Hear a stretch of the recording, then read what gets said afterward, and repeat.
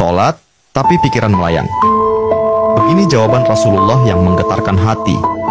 Pada suatu majelis Rasulullah, suasana terasa begitu tenang. Para sahabat duduk melingkar menyimak setiap perkataan beliau dengan penuh perhatian.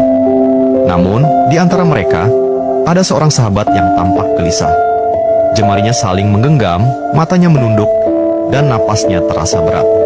Setelah beberapa saat ragu, ia akhirnya mengangkat wajah dan berkata dengan suara lirih, "Wahai Rasulullah, aku ingin bertanya, tetapi aku khawatir pertanyaanku ini akan membuatku semakin malu di hadapan Allah."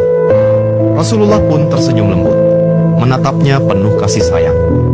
"Katakanlah, wahai saudaraku, tidak ada pertanyaan yang membuat seseorang hina jika ia bertanya untuk mencari kebaikan." Sahabat itu menarik napas dalam, matanya mulai berkaca-kaca.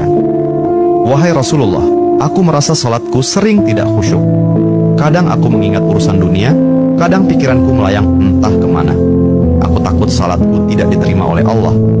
Apakah dengan salat seperti itu, aku tetap mendapatkan pahala?" Suasana majelis seketika menjadi hening.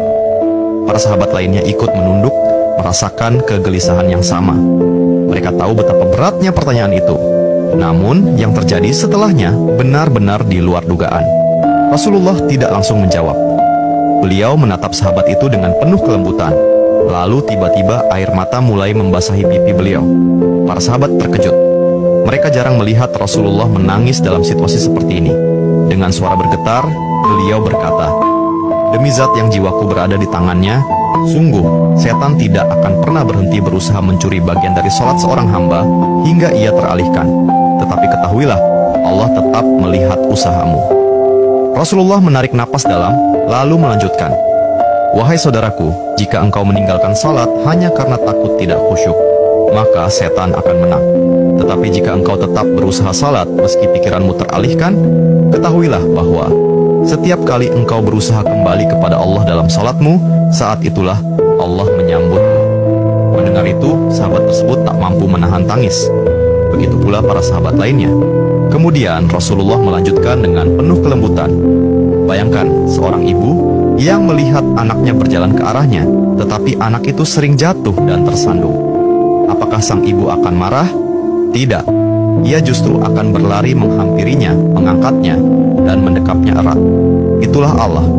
Ia lebih penyayang daripada seorang ibu kepada anaknya. Selama engkau terus kembali, Allah akan selalu menerimamu." Air mata mengalir di pipi sahabat itu. Kata-kata Rasulullah begitu menusuk hatinya. Sejak hari itu, ia tidak lagi putus asa dalam sholatnya. Ia tetap berusaha khusyuk, dan setiap kali pikirannya melayang, ia mengingat nasihat Rasulullah. "Setiap kali engkau berusaha kembali, saat itulah Allah menyambutmu." Jangan pernah berhenti. Berusaha. Jika kisah ini membuka wawasan kita, yuk berbagi. Biar banyak yang tercerahkan. Setiap satu kebaikan dibalas Allah 10 kali kebaikan.